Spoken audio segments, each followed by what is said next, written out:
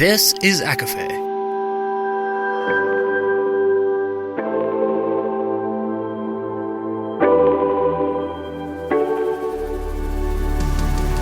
Laura Marie and Jessica Marie proudly present a collection of fandoms and exploration, a podcast. Fair warning, everything the hosts say is explicit, full of spoilers and adult content, and shall not be used against them. They have opinions. Let's try not to drag anyone for expressing themselves and just have fun for an hour. We all deserve it. This episode contains spoilers from The Raven Scholar, with mentions of Babel, Priory of the Orange Tree, Dune, and Bitten. For full list, please see show notes.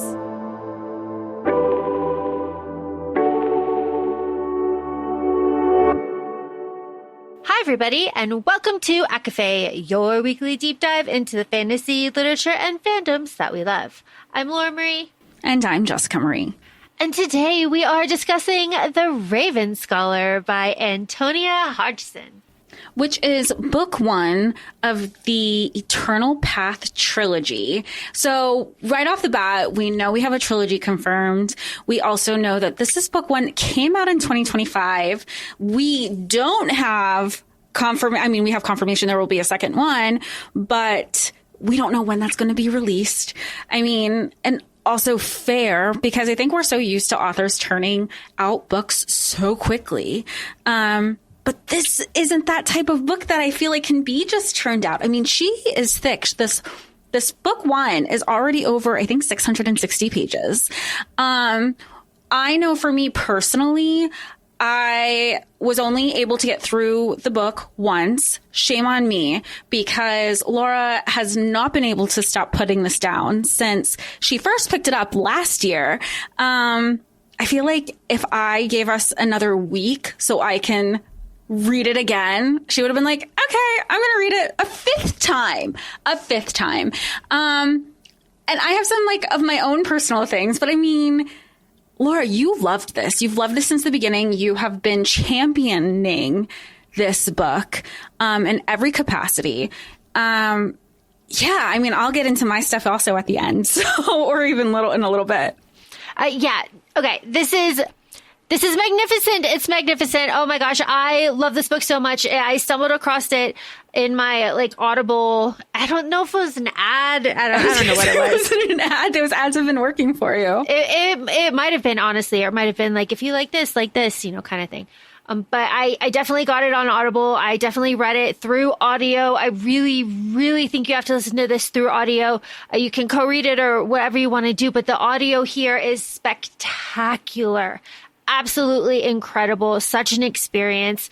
And the way that Jessica was talking to me earlier reminds me that this book in print form must look very similar to, and I don't care if you don't like how I'm going to pronounce it, Babel, because that has a lot of footnotes in it. But when you are listening to it, the footnotes are integrated into the actual paragraph. So you're not taken out of it, or it's not at the bottom of a page or anything. So that also is just a really incredible experience. And Jess said how thick this book is. She's thick, she's dense, she is thought-provoking, she has multiple plot lines, and this is one of those books that you can really sink your teeth into, and you don't have to try to find things to really love. There is so much here. There is a trials situation. There is a religious subplot. There is a huge political subplot. And then there is the most extensive world building that I have come across in a hot minute, Jessica Marie, a hot minute. Those are my observations just at the beginning. I am more interested in your observations because they're more fresh. I am, as I said earlier, kind of talking with this, I am deep in the minutia here. I want to hear your big thoughts. And see, here's where I was going to flip, and I wanted to ask you, because I feel like this book, again, I went through it once, and very top of the line. And if you've been following us for a while, you know that I can get into my own head, and I was like, every single name must be important. Every single little thing, where there's a house, if there, what the animal association was, what the power was, like where all the alignments were. Whereas again, if you're been following, sometimes I feel like I'm focusing on the wrong things. Whereas with you reading it multiple times, you had your first read and you can digest everything and you could just kind of go with vibes. And then your second read, you could be like, oh, here's the one plot that I wanted to focus on. And each read didn't feel, what's the word that I'm trying to look for? It didn't feel boring because you got to focus on something else. Whereas like, I know we've both done multiple reads for like maybe at least 2 for other books. And then you're like, okay, I know the overall premise. Oh, okay. This is where that was all kind of laid there. But I feel like you're going into it 4th time. And again, like I said, you would give it a 5th and you would find another layer, be like, oh my gosh, and she did this here. But again, it's integrated so naturally because the author herself, she's a thriller writer. So Laura, I know that you had even said, again, before we started recording, that you could not put it down because she writes like a thriller writer while creating. Like, to me, it felt like an extensive world building again, but it's a thick book. It is very well thought out. It is heavy, but the reader, I should have given myself, and not for lack of Laura, like I should have, enjoyed it more, found time, because your brain is a muscle. Like, you do have to exercise it. For me, I have not been ingrained with, as in-depth reads as Laura has, which again, all reading is valid, but I feel like when there was a time when we were just covering like Priory of the Orange Tree, we were covering Dune, those books became so easy for me to read and comprehend that it took me a minute, again, personally, to remember I missed being challenged. I don't know if that feels like kind of like a rude thing to say, because I also like it's, again, I read romance. I read all of these. I read a variety of books, but I feel like I forgot what it was like to challenge myself and remember that there's more that I kind of missed. I mean, it's so funny that you say, like, everything is important. Everything is important. Oh, my gosh. I know. You should see the highlights. I was like, I'm focusing on the wrong things. I don't even know if I can enjoy it anymore. You're not focusing on the wrong things, though, because absolutely everything is important. The islands are important. The cities are important. The relatives are important. However, the families are important. Don't even get me started on how important the 8 are. All the details are so important that Shell's earrings are important. They start off as eternal 8s, and Kana's like, I don't like his earrings. He looks so good, and they're eternal 8s. And then he loses his faith, and they become just squares. They become just shapes as he loses his faith throughout this ritual. And Nima says, like, oh, he's wearing square earrings. That's weird. He usually wears 8s. He's lost his faith, and then he goes and he joins the dragon contingent. Little details like that are just so delicious that it took, again, like I was like halfway through my 4th read before I stopped this. This is one of those books where, I mean, we're going to get into it a little bit, but you can follow, like, imagine this is what I did, Jessica Marie. In my head, I imagined taking this book and smushing it over like a huge piece of poster board, right? Okay. And I smushed it all over a huge piece of poster board. And that was kind of like my map. And then I had all of these little characters in my head about where they were, right? Because I did this through audio and I didn't bother to look up the map to see if there was a map in this book. So I just did it in my head. And then, I can kind of like see where everybody is and where everybody is like moving. And that was really wonderful because there is there are two characters. I mean, one that does it literally and one that is like our wonderful sidekick, but there's some haunting of the narrative here and by Yana. And then we have just this other, I call Soul haunting the narrative just because like he's there in the beginning before we know who he is, reading us the footnotes. So like that also is this huge kind of part of it too, where I love your examples of Priory and Dune because I do feel like this is on par with that. There is just so much here that I love and appreciate. And the acceptance of magic, of plotting, I mean, these are evil men here. And of course. But also just I have... Again, just like my general frustration with Nima is like, if she had done the thing that she had been told to do, none of this would have happened. She just didn't want to kill somebody. Like, I understand your moral query, but like that would have like ended the book really, you know, like right there. It would not be, but I mean, it would not be what it is, but yeah. Like it's the hero's journey. You know, and I say that in air quotes. The villain rose. Yeah, but like I feel like every time nobody does the thing, that's what's like, oh, that's her plight. That's the arc. That's where we have to have that, you know, the protagonist's involvement to be like, I don't know, higher than thou self. Like I can't do that. Though I will say, Nima being a raven, which is also, it kind of happens by default, right? I mean, we know that in the beginning because she more or less, she was like, look, you're ousted, you know, and the person who's like, everybody's going to know, dies. And she's like, well, I'm not going to tell on myself. Like, that's her first setup into everything, which honestly, if she was willing to do that then, she could have done it a little bit more. Well, and you say raven. So raven, we have raven, bear, tiger, fox, hound, dragon, monkey, and ox.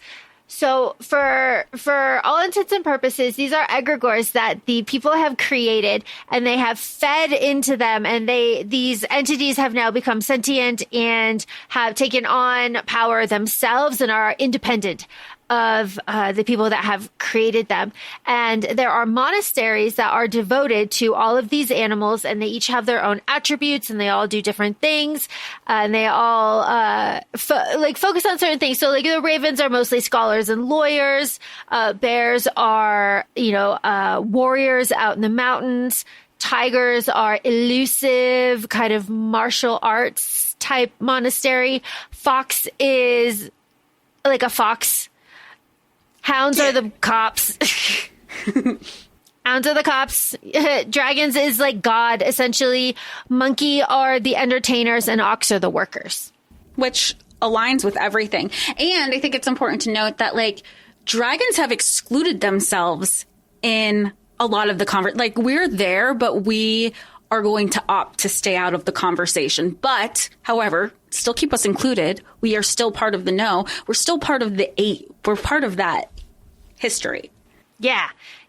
The part of the history. My gosh. Okay. The history. We're in Orin and we focus on 2 cities. We focus on the city of Rubble, Samra, and Armas, which is where everything is set here on the Imperial Island and everything surrounding it. Samra is where Andrew Vallet was from. It's this whole thing. Okay. Jessica Marie, the politics in here are absolutely insane and are one of these things that the twist at the end, which happens with like an hour and 10 minutes if you're going at like 1.85 speed left. There is so much left of the book when the massive twist happens that I was in complete and utter disbelief. Just absolutely fantastic.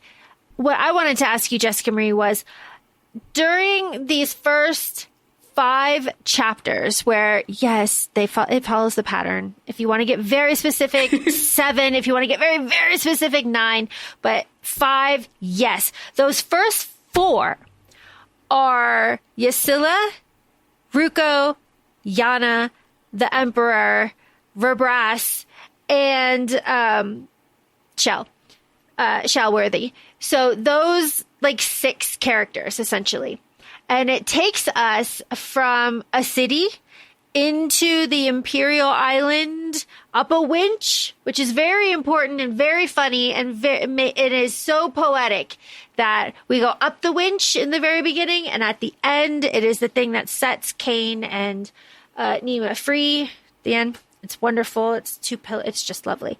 But these 6 characters in these first 4 chapters, you think, at least I did, that we were getting that book, right? That book.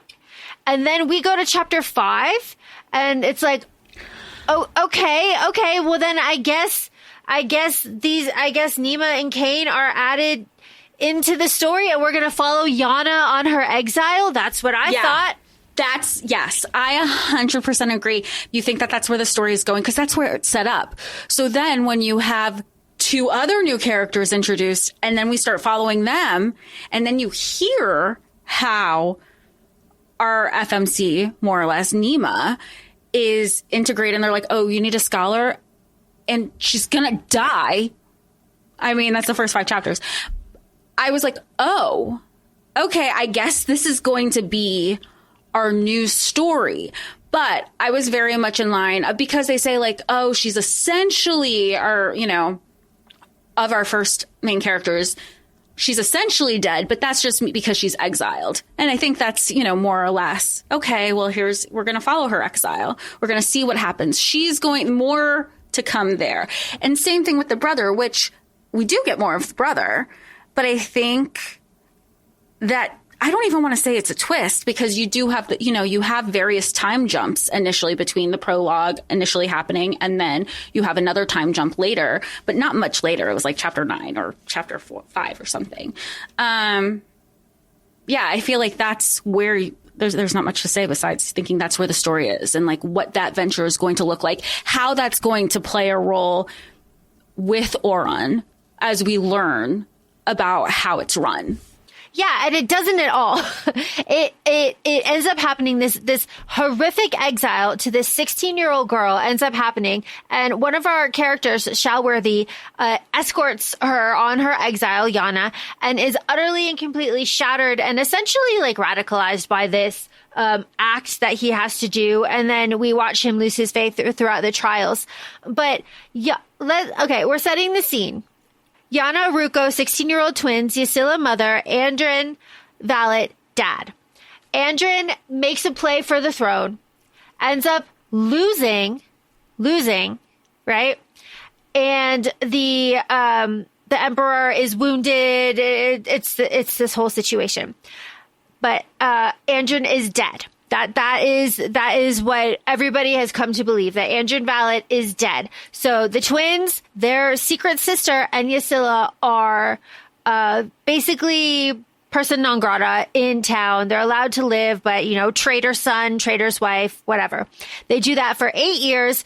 They are called to the throne room. This is the prologue. They're called to the throne room.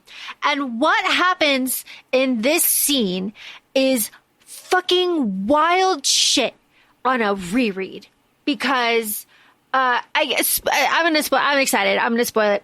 That is not Emperor Bearson. So that man that these characters are talking to in the beginning of the book is Andrin Valet under a spell. So that is their father and husband doing all of this, acting his fucking ass off. Verbras already knows this, and Verbras is clocking all of this. Shal does not know any of this.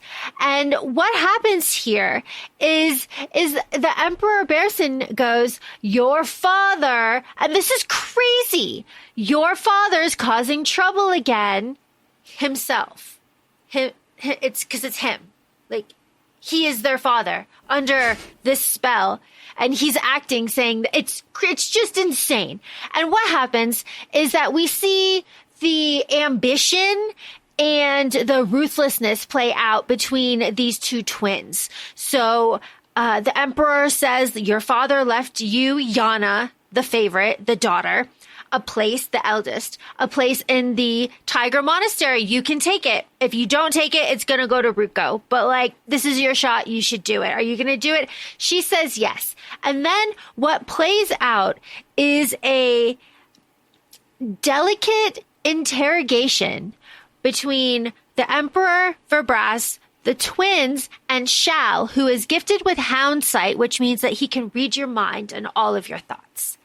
And in this first interview, in these first 4 chapters, Ruko sells out his sister, fully aware of what he's doing. Not only once, he does it twice. He sells her out. And then the emperor, his dad, but he doesn't know that, the emperor puts him on the throne and says, make the decision. What are you going to do with your sister? Are you going to send her, to the house of like Mr. Shadows or whatever? Are you going to send her to exile to die, essentially? And Ruko, we get, is justifying it in his head. Be like, wow, that sucks. She doesn't want to live as like an old maid forever. I'm just going to kill her. That'll be easier and more humane. He's justifying it to herself. But holy shit. And the emperor is like, holy shit, you chose exile? God damn. Well, damn, son. But he can't say anything about that. And he does it. And that first 4 chapters haunts the narrative until the very end of this book. Because the consequences of these first 4, 5, but 4 really play into every interaction that happens between Nima, Ruko, Ysilla, Nima, Cain, and Jado, like all of them. So that by the time we are with Nastala, the secret daughter at the end, everything is kind of like going full circle because Nastala is like, okay, Emperor is like, you can call me father here. It's like, oh God. Just an incredible like detail. Again, obviously you can tell I'm excited. I have not read a fantasy like this in a really long time. That was because I feel like you were the way you were like, we need to cover this. I don't know how, I don't know when, but it's so good. You couldn't stop. I feel like I just go back to, you can gain so much by reading it and it's still feeling like a new book. How you can dissect it, because you don't have to focus on the little new, like you're saying you're in the minutia. You don't have to focus on where I was like trying to remember every single person, trying to remember every single detail. And I feel like that interfered with my reading experience because I was trying to overly dissect it. Which is fair. And especially if you're only going to and it's not even fair because I think there's just like so many books, not enough time, and a lot of us just read, remember it for the time being, and then move on. I mean, again, I go back to Priory. I can't tell you or remember what happened with Priory except for dragons, and it's sapphic. But at the end of the world, I'm not going to put that spoiler in there because I was like, wait, I'm going to talk about the spoiler, the whole end of the book there, but that's all we're talking about. But okay, so we go from. We have our secret daughter. We have Valet. All of that in between. We also meet Nima, which is where the story also continues. I don't want to say continues to start because we already have the haunting narrative.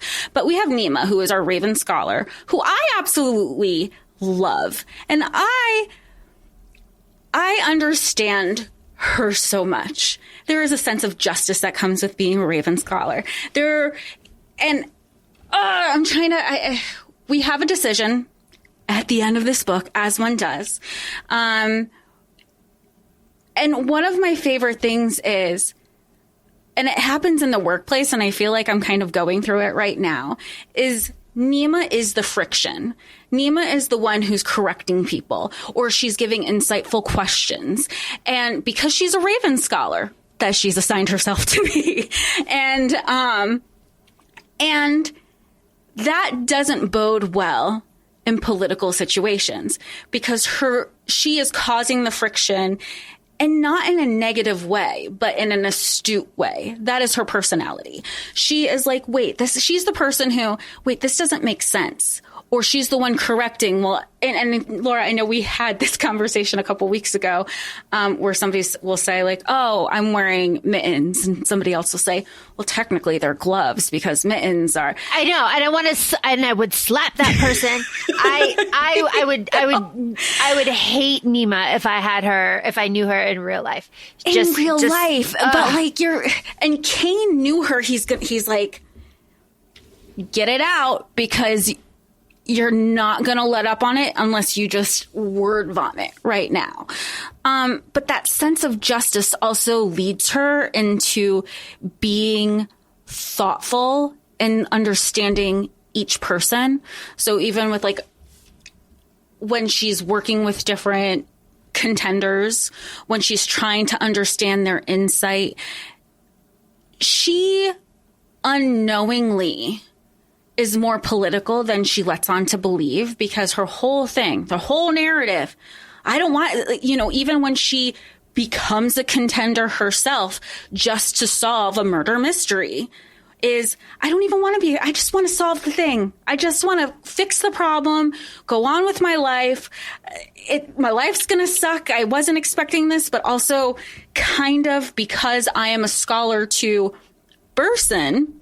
And again, I'm using I'm being vague here, but currently in this political climate, I'll say the reason we have trials is because the trials happen every 24 years.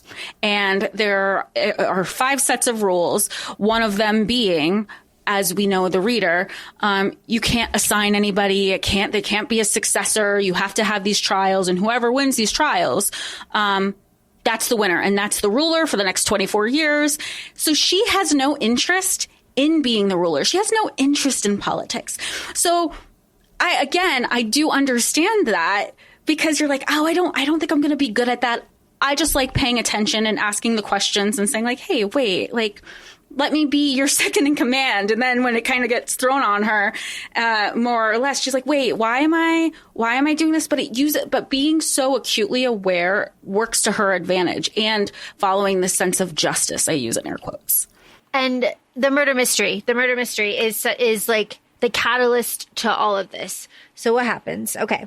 Gaida Rat, who is the daughter of the other Rak, who is the head of the Raven Monastery, who, again, okay, Jess, you keep saying she inserted herself into the Raven Monastery. She did, but she also made a bad decision during a performance review where she was supposed, you play the fucking game. I mean, she had all of her response. Okay. So Nima is in her final performance review. She was going to get assigned a job, and the professor sits her down and is like, tell me about yourself. And Nima goes, oh, he looks nice and friendly, and just starts word vomiting everything bad that has ever happened to her, all of her challenges, all the little details about her life, how hard it was for her as a commoner, all the prejudices. And at the end, he was like, what the fuck? That is not what you were supposed to do. And honestly, it is not what she was supposed to do. No, because then she's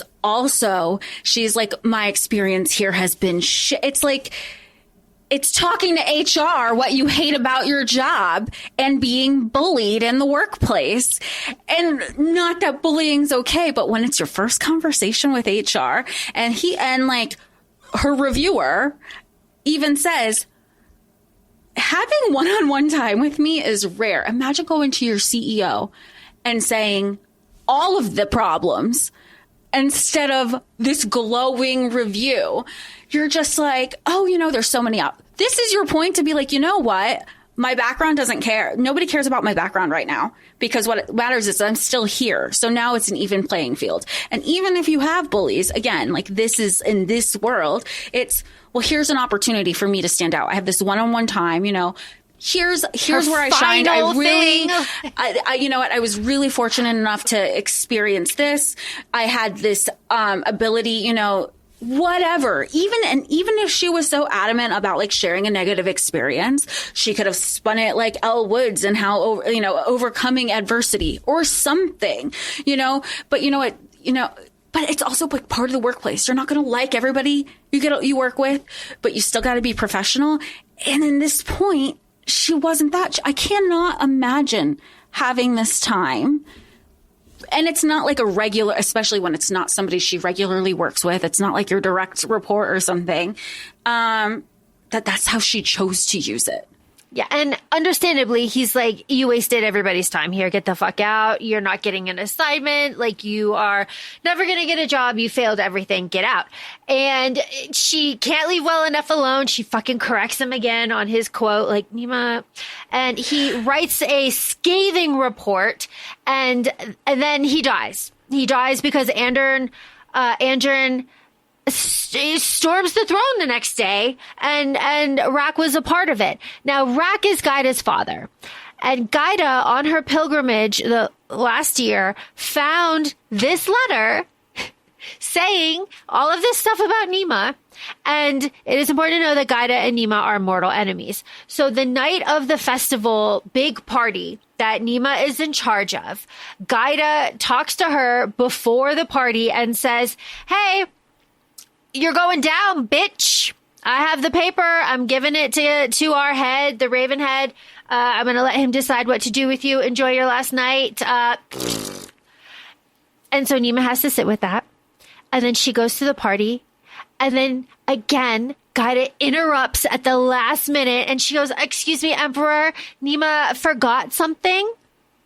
Death, honestly.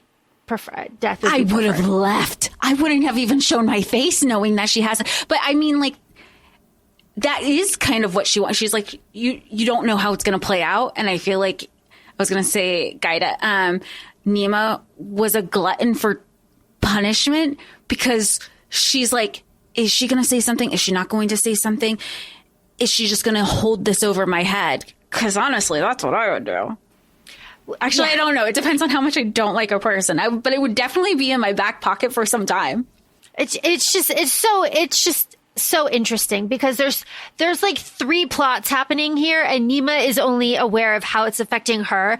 Gaida is like 2 steps ahead of her right now, and she's going to die for it. So Gaida went on this pilgrimage, talked to the Rak family, got this information, but also spent a significant amount of time at the Bear Monastery, where Bearson, the Emperor, is supposed to be from. So she gets up there and she starts singing Come to the Mountain, which is a famous song about, brothers and everything.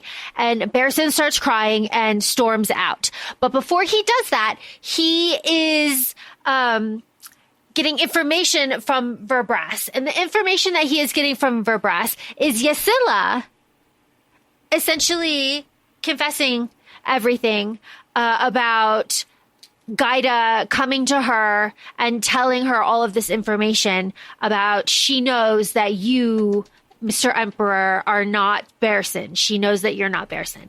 And Ysilla tells the Emperor this. So the Emperor hears that right before he hears this song, makes the connection that Gaida knows everything, and is like, well, she's got to fucking die. She's got to fucking die. And he again, because Bearson is Andern under the spell, he is acting his ass off, and as this is happening, storms over to Nima, strips her of her title, her rank, her possessions, everything, and is kicking her off the island and telling her she is done because of this humiliation that she has been a part of. When in reality, Nima thought the whole tradition was stupid, and she was trying to spare the Emperor this whole thing. She's trying to do the right thing. But Gaida is working under her own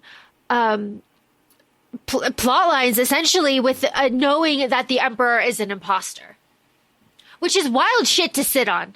But she's been sitting on so much. But it's also why Raven, I'll say the House of Ravens, Raven House, is also just an overall target, because They are the most knowledgeable. They are the most insightful. This is what guides them.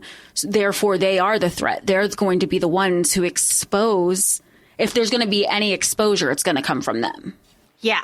There's always, yeah, that is, and it is very important to know that Nima, because of what Jess said earlier, the distinction, the correcting, the stickler for information, the need, it's like a physical need to correct the information. Because of that, she is despised, hated, avoided. She has no friends. So this shaping of Nima as solitary begins very early, because when we have flashbacks to her childhood, she says, like, she just doesn't understand social, like, cues and everything. She connects with Kane, but that's really kind of it. Is she slightly autistic? We don't know. We have no idea. But it does slightly read that way. But, you know, this is a fantasy world. We don't know. Yeah, that's kind of how I read her, being, you know, just, again, between the social context and, like, the need, like, when you fixate on something so much, that's when, you know, there's a fixation there for justice, for things that are right, for what's being told. I do, like, it really is how I read her. So I'm glad that the representation is there, if that's what it is. And if not, and you're able to relate to it, like, I was just so frustrated because I was able to be like, ooh, I've been that person before. Or you want to interject with, like, what's the meme? Like, did you know the Egyptian, like, all of the fun facts that you want to insert when something pops up and you think that it's going to be this moment that you're going to bond with your new people that you're meeting, and everybody just looks at you like, okay, that means nothing to, like, nobody's going to find it as interesting as you. The curse, that is always the curse.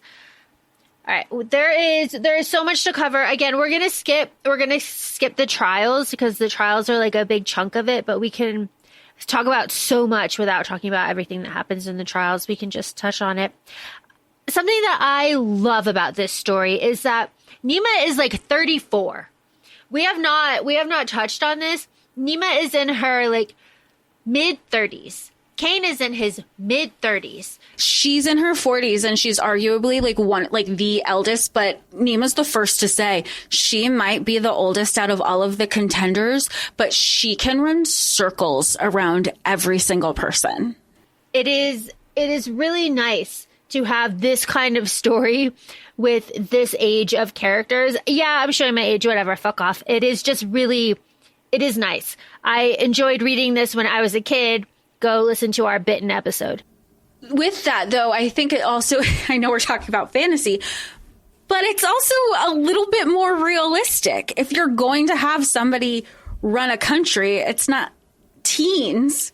It's also the weight of the world that there is, like, and again, we need, you know, term limits and age limits on things, but there is a happy medium. I say happy. I don't use that with a grain of salt. There is a medium, because there is a lived experience that comes with with just them having a knowledge of what's to come, what has been, what has worked, what hasn't worked. Because again, now that we're in this age, there is a familiarity in these internal systems, because it's only 24 years. There's a switchover every 24 years. So they're learning from that and seeing how you're hoping how they would apply for the next rule.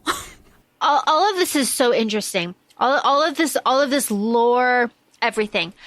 I think it's important to mention Pink, our chameleon. He is, spoiler, he is not from this world. He has slipped through, and he ends up being a companion to Ruko at the end of this book, which is very heartening for both of them. But Pink is Nima's. Pink is taken by Kane, which I think is very funny, because Kane and Nima end up fighting and never talking again after Nima agrees to write the Order of Exile for Yana. And then there's like 8 years after that they don't speak. And then they are thrust together again for this tournament, and they end up like rekindling and like falling in love again. all is wonderful there. But Nima, so it's important to know that something like the Emperor has to take out Nima.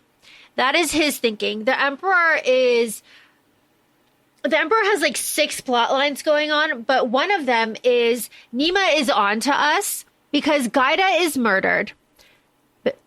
It's the tea, and that is told to us in, I think, chapter 7. I don't know, 7 maybe. It's the tea. She didn't like the tea. It was off. She wanted it switched to lavender. The tea, and then she stabbed. It's this whole situation. But I bring it up because we are introduced to Nima's like I don't want to say like maid, I guess is the right name. Benna? Yeah, Brenna? Benna. Yeah. I just love her. And a reread is so funny because when you are introduced to her, you're like, she grew up right next to the poison forest, huh? Who do we know that just died in the poison forest, huh? How old is she, huh? Well, that's about, well, this person is very much connected to Yana. This is Yana's friend, huh? Did you pick that up the first read?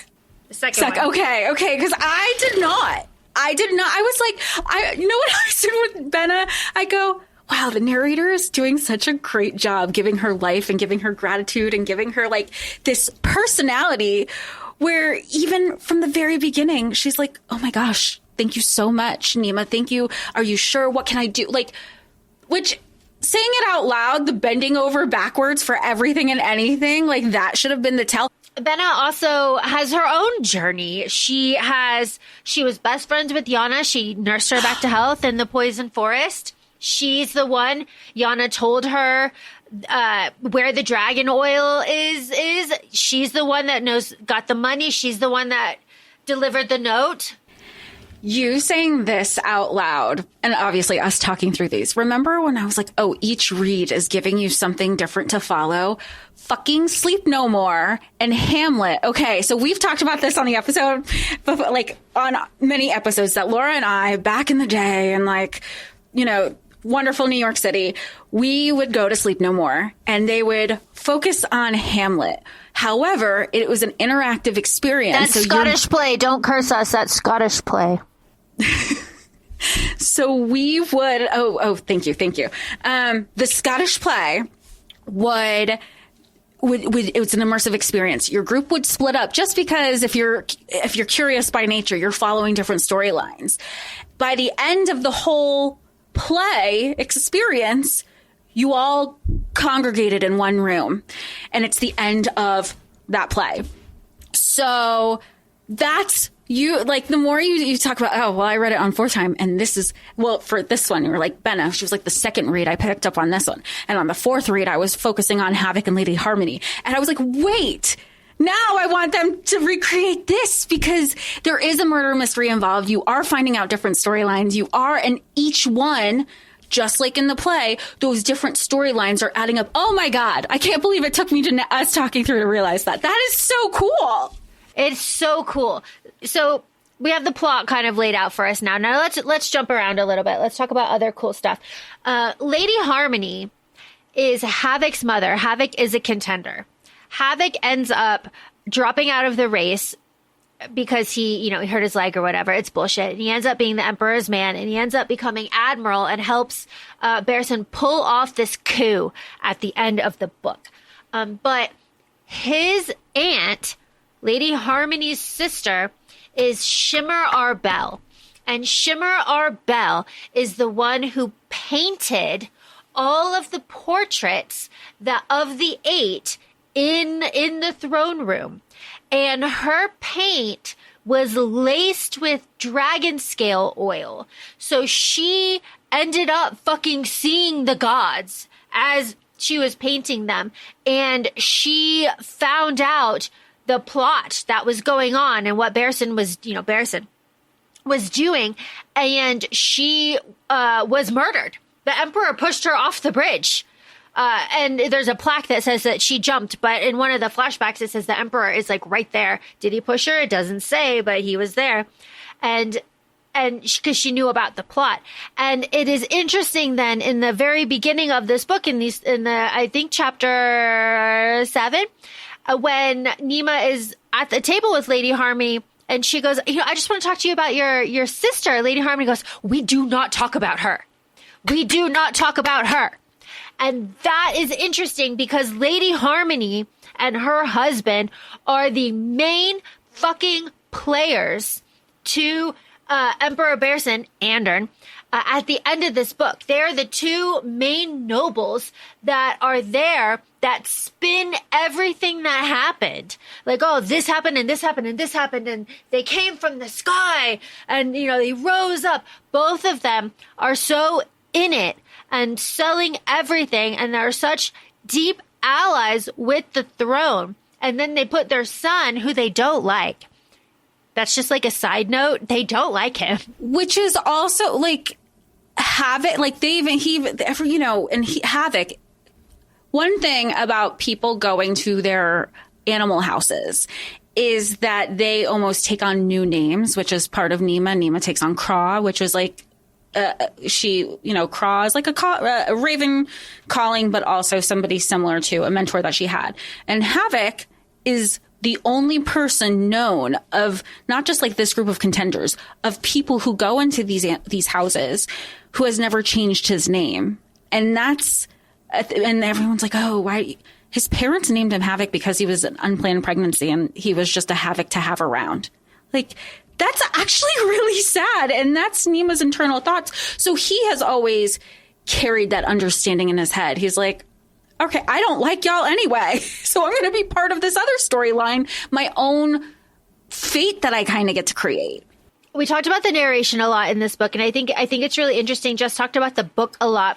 The book is a magic book that Nima found when she was alone and needed comfort, when she was locked in the vaults underneath the palace. It is through this book that Nima and Cain learn about themselves, and they learn a little bit of background about the history of their world and everything.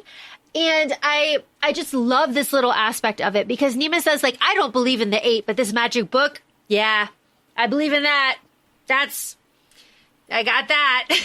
Well, it's hard not to, because that's part of, like, at first she's like, maybe it's sentient, maybe it's not. It starts it appears in places, when you're like, I swear I left this in another place. That's kind of how it started. And then it becomes this thing that she's like, well, if there's one thing for certain that I can trust, it's this book that I feel like I can talk to, but also gets me because it's soul, which I also like the double entendre, not even entendre, but the double meaning, like SOLE is the name, at least in the, with co-reading it, the book, but also SOUL, like it is the soul of this, of what she's been trying to connect with. And the whole thing with the solitary raven is it has been like, exiled from the flock. It is the most annoying, most wretched, aspect. It likes to be alone. He's Same. Wonderful, right? Like I love Soul. Soul's fantastic. But also, like, when he wants to be around, he wants to be around. That's where I'm like, okay, that's so, again, which house would you be in? Ooh, see, this is where my warring natures. I feel that if the Ravens had their martial arts program up and running, right? The fans, that was cool. If they had that up and running, then I would probably be happy as a Raven, but I think I would be a tiger. You're very, like, I need action, but also discipline. So I feel like that would satisfy me a bit more. I get antsy if I'm just sitting, like, doing work all day. I need movement. So I think tiger would suit me best, but definitely not fox, definitely not ox, hound, definitely not monkey. Yeah. Not dragon. Well, we don't see. Yeah, that's not fair. We don't get a lot of dragon. We don't really know. You know, like they're magic. We know that they're like stone cold, but that is because they're removed. But if the dragon was like part of the 8 and like part of it, then I don't know. I don't know. Maybe. The dragon part of this is so interesting too, because like that's magic. Like the dragon scale oil, like that's magic, and all of the stuff with nostalgia, all of that is magic with the dragons, and of course everything with Pike and the visitor and Ruko knows him. All these interconnected little plots, just fantastic stuff. All of the trials are their own separate parts in the book that they're, it's broken up into parts. They're all their own parts. And in the audio, they all have their own little like excellent violin intro. It's all like banging. Love it. Okay. Moving through the book, if we skip over the trials and basically just come to the very end of this, what has happened? Okay. Ruko and Nima are the 2 that are left for the throne. Cain is there, but Cain is essentially fully possessed by the fox in these moments. So he goes for the dragon trial, and just doesn't. He turns around and he leaves. He doesn't want any part of it. So it's Ruko and Nima at the end of it. So what has happened? Okay. The Emperor has done his damnedest to get Nima killed throughout the trials. He has condensed them, he's made them harder, and he has forced her to fight the toughest opponents that he can in hopes that they will kill her. Nima, having accepted soul into her heart, which is just like, or into her body, can now slow down time every now and then, and has soul in her head to like warn her about things. And he's like, oh, look out and stuff. All of that is good and well. While this, like the dragon trial and everything that happens, there is a coup happening in the background. And the coup, I think, is the most interesting part of this. And that's Havoc and his parents. It's Andern Valet as Berson.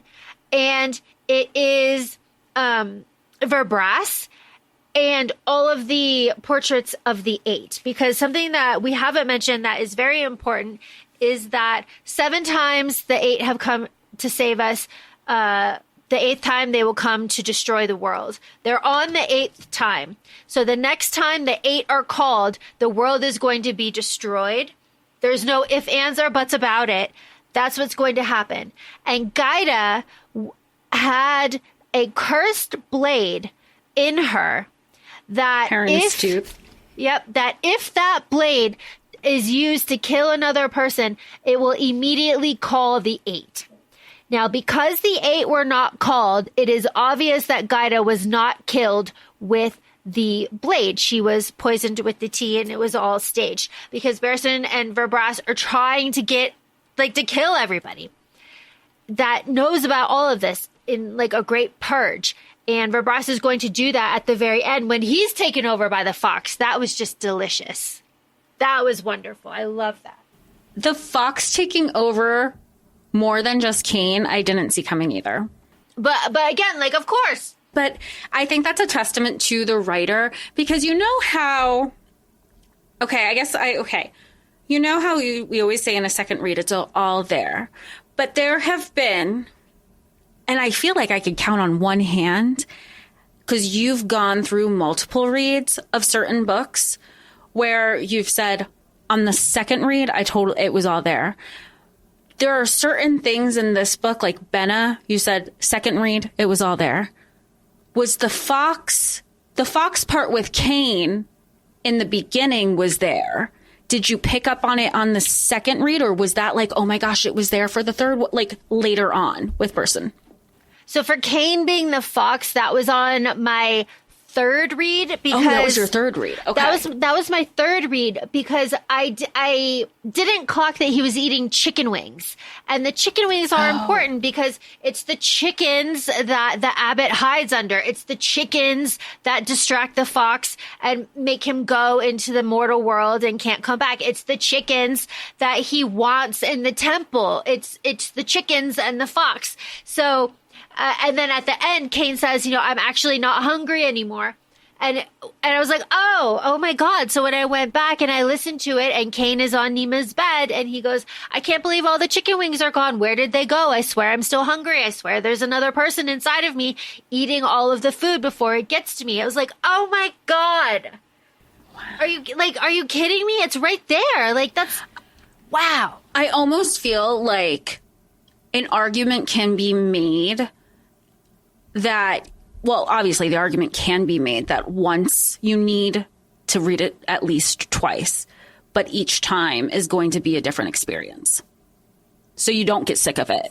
Yeah, it's going to be a completely different experience.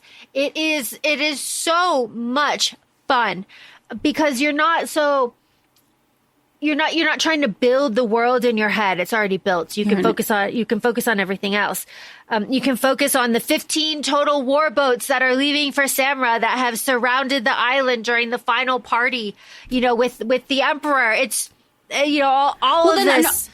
And then the argument can be made if you're listening to this episode now, because it's probably like for anybody reading, you're like, okay, there's loose spoilers, but you can say, well, let me go back and see what I gain from it again, too. Yeah. And then the people who are listening who have read this, who are like, oh, let me see who's going to talk about it more. They're already like, wait, I didn't notice that. Let me see what else. Like, I just feel like you just keep going back because the amount of reviews that I saw people saying like this was the 6-star read for them, which I feel is very, very rare. I feel like we don't even want to say 5-star reads anymore because we've all been so jaded. But to have a 6-star read of the depth and the girth of this book and the substance, it just feels so rare lately. It really does, especially this ending. Let's talk about this big reveal at the ending. Okay, so Ruko, this is just like so amazing. So Ruko and Nima both go into the dragon monastery for the dragon trial. Ruko sees himself on the throne. Nima doesn't. She sees other things. The bear monastery. So it comes out. Jujo goes, did you see yourself on the throne? No. All right, fine. Nima's like, but. She's like, no, shut the fuck up. Yes or no? And then Ruko goes, yes, I did. Ruko goes, yes, I did see myself. And Juju goes, all right, you won your emperor. All right, bam, bam. And in that moment, Ruko's like, I hope you stay on. And Nima's like, fuck you. and Nima's like, I had this horrible vision. Like, why don't you just, like, I could do it. Just nobody has to know. Like, I'll be it. And Ruko, in that moment, becomes like violent and is like, are you going to take this from me? You think you're going to take my destiny from me? Oh, fuck right off. And so we see a little bit of this like fire with him. So it's just like so much more dramatic what happens to him, like knowing all of that. Well, I was going to say, talking about haunting the narrative, I also feel like a little bit of his childhood trauma is showing because once again, just like he had this preordained like goal, he had this dream of being a certain type of person. And when that was exposed to his sister, he goes, wait a second. That was my dream. That's never been your dream. Don't take that from me. Please don't take that from me. I've always wanted this, not you. And his sister was like, well, I was the one who was appointed, so I'm going to go with it anyway. It's not what I've wanted. I actually wanted to be a Raven Scholar, but here I am going to. So I feel like it was like for him, he's like, no, like he didn't have a voice for himself then. And now he's found his voice through it all, despite everything, because even throughout this story, his mother went back to her maiden name. He is the only one. He is the only valet, and there is a shame to his name, and he has been with people because the shame coming with his dad being the traitor and everything. He's carried it through it all. So I do like that for him to be like, no, this is like holding on to it so hard and fighting for it. Well, let's talk about how he loses it. So We're called into the main room, right? To the throne room with the portraits everywhere. We've got Verbras, the Emperor. Cain shows up, and Nima is there. I think Talia is there too. Lady Harmony. Ruko ends up coming with what is her name? It doesn't matter. But so Ruko is there with his Tiger Abbot with her poison ring. That's important. And everything happens here. Like, this is our emperor, like, monologuing. This is our evil reveal. Evil.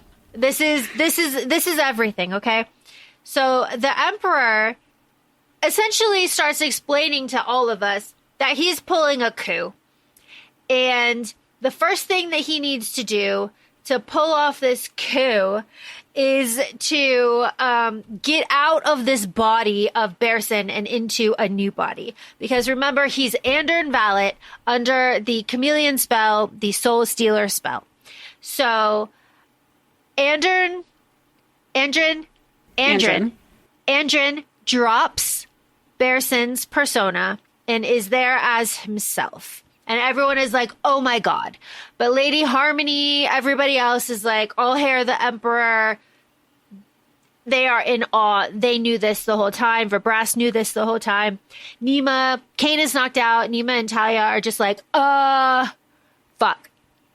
What is happening? What is going on? Andren is going to be emperor forever. I think that's the most important part. He is going to be emperor forever in his head. So he killed the original Emperor Bersin and took his place, has been ruling for 24 years. He has dropped Bersin's persona now. And now, using the chameleon spell, Andren Valet takes on the body of his son, Ruko Valet, Ruko, who legitimately won the trials. And now Andren, as Ruko, sits on the throne and starts manically laughing. And that is the vision that the Raven showed Nima in the very beginning of all of this when he was like, you need to kill him. You need to kill him. And honestly, Nima, you did. You did. This wouldn't have happened. If you never... You did. So, now... I wish that happened more. This is why we always say... Yeah. Do the thing. Yep. So now, though, during all of this, the Jadu and Ysilla arrive. Okay. Ravina, that's her name. Ravina, the Tiger Monastery abbot. She is there, and she is the one who is stabbed, killed with the Blade of Peace to call the Eight. She's the one.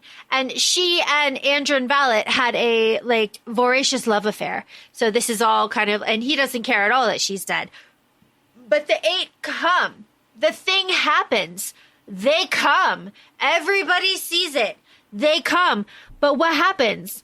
This evil man with this limitless ambition and all of his minions, which don't include any member of his family, BT Dubs, start chanting, what are they calling? Is it Come to the Mountain? No, it's a different song, but they start chanting, and the second I started seeing songs, I'll have you know, because I was also co-reading, I was like, oh, not another song. This feels like The Hobbit all over again. Yeah. What was it? It wasn't Come to the Mountain. It was something else. But it is a powerful binding spell that Soul had experienced earlier on in the book, and he didn't tell anybody because he was afraid, and he just kept it to himself. He should always tell somebody. It's like a zombie bite.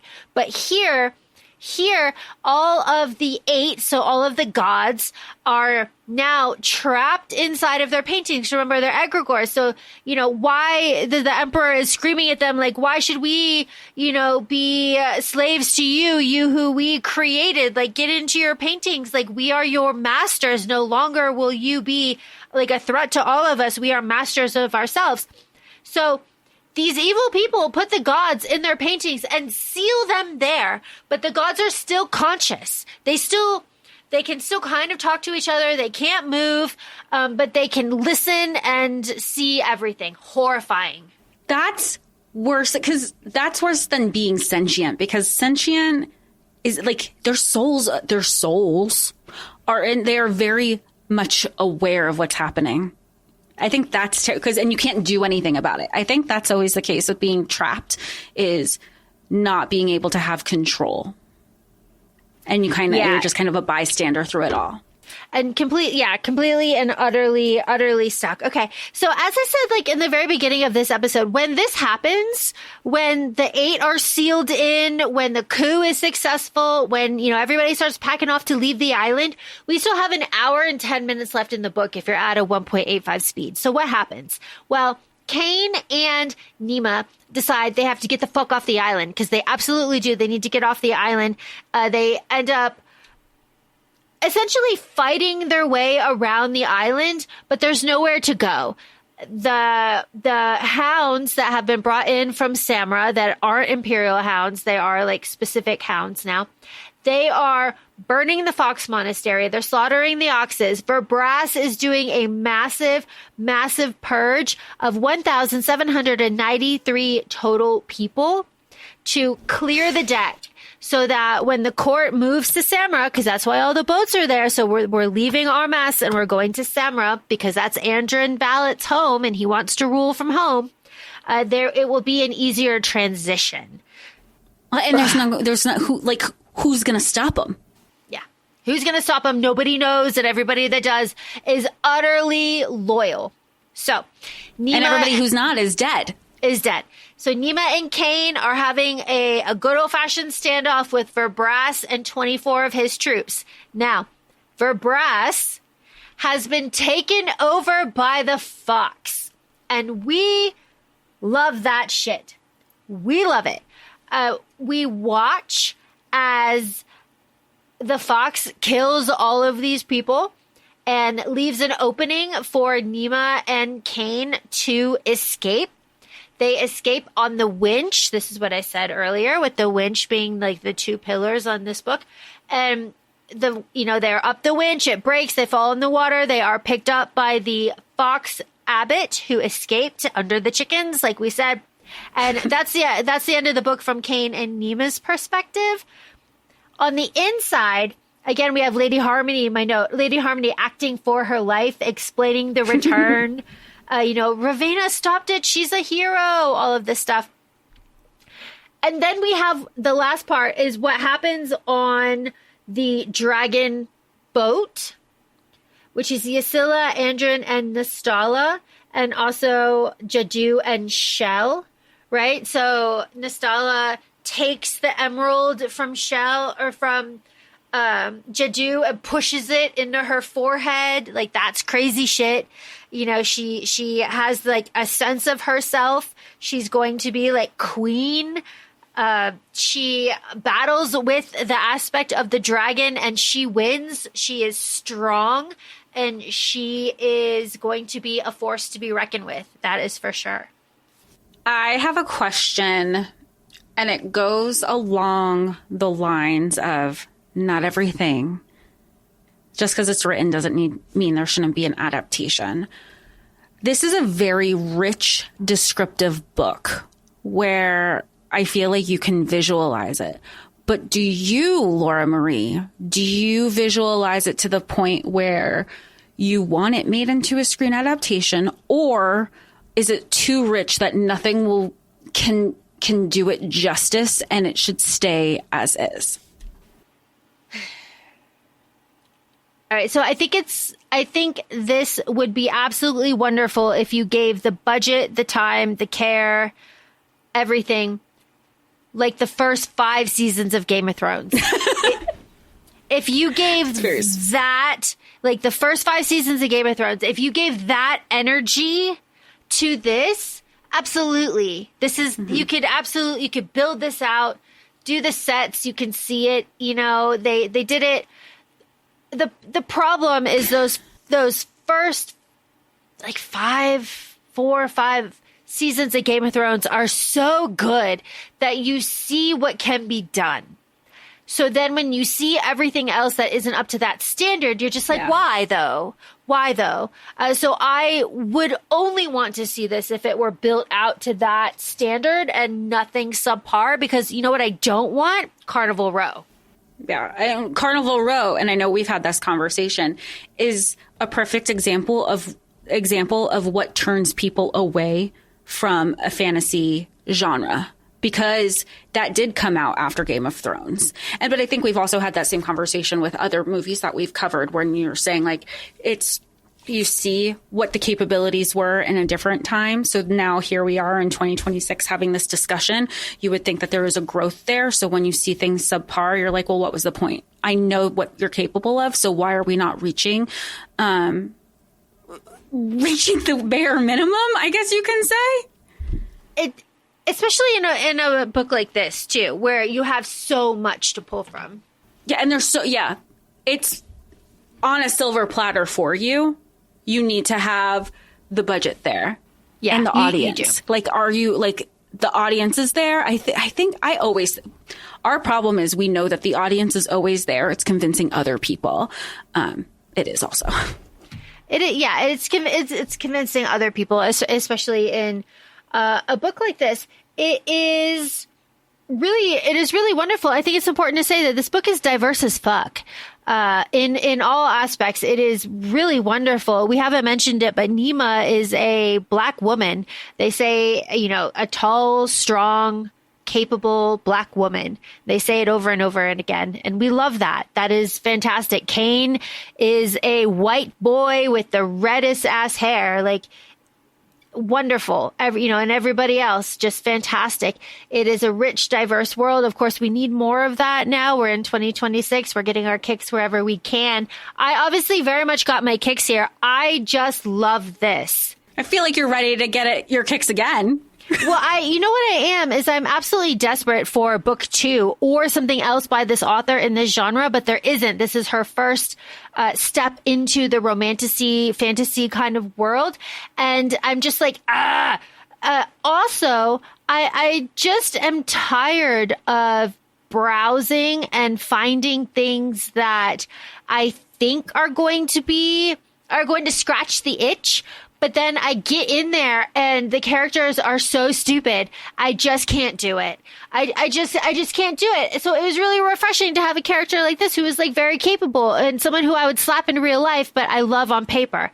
It's just one of those things that, you can find something, this is me being biased. I feel like there is a plot line for everybody in this book. Because there's just so many and there's just so much of it. Well, and I think that goes to what we've said also on the podcast before. It's like you said you haven't been able to find something that scratches your itch, just like when we've discussed in our gaming episode where you have certain criteria. And so when that criteria is met, like this book, you're chasing that high. So then you go and you keep reading all of these other things and you're like, but it doesn't hit like this book. And this right now, I feel like is your standard that you're going to be measuring everything up to. Rightfully so, though. Yeah, I think so, too. I agree with everything that you're saying. I really love all of the aspects of this book. I think it's rare that you find all of these plot lines that are built out so strongly and that I was utterly and completely... I don't know if I was focused on the murder mystery part, so I didn't see the twist with Barristan, or when Nima was like working it out and she was like, it's got to be his brother. I was like, yeah, it's got to be his brother. Like, that, of course, like, obviously, like, yeah, like moving on. Like, I didn't like kind of go into that. I kind of stayed with her so that when the reveal, I was just like, oh my God, like, that is some crazy shit. And we get a lot of that. We're in the dungeons. We're visiting Brenna, but there's this old man there. He's been there a long time. He used to be very active, but now he's really sad. Like all of this stuff. There's all of these details. I'm going to get off my soapbox. And what I'm going to end with is this. There is a lot of AI happening in the book space. in covers, that lady that wrote all those books that made six figures, fuck her, that are AI, all of that. But I feel like I feel that this book is a shining example of why AI can't do this. AI cannot write a book like this. Talk about it being destroyed in the editing process. It just wouldn't work. You need actual people, brains, fingers, minds, all of this stuff to make a book like this. And it's just like one of those shining examples that I'm going to hold up and say like, okay, but like your crazy AI couldn't write this. And that is so important. No, absolutely. I agree 1,000%. AI could never do this. I think AI would confuse itself. And I don't even want to put that in AI because then be like, note to self, I'm going to get confused and then try to fix that shit. But they won't because they can't. But with all that being said, please feel free to follow us on Instagram. We're at ACOFAE Podcast. We're also both on TikTok, ACOFAE Laura and ACOFAE Jessica. We also are on YouTube. And feel free to rate us 5 stars on whichever listening platforms you're joining us on. Thanks so much, and we'll talk to y'all soon. Bye. Bye.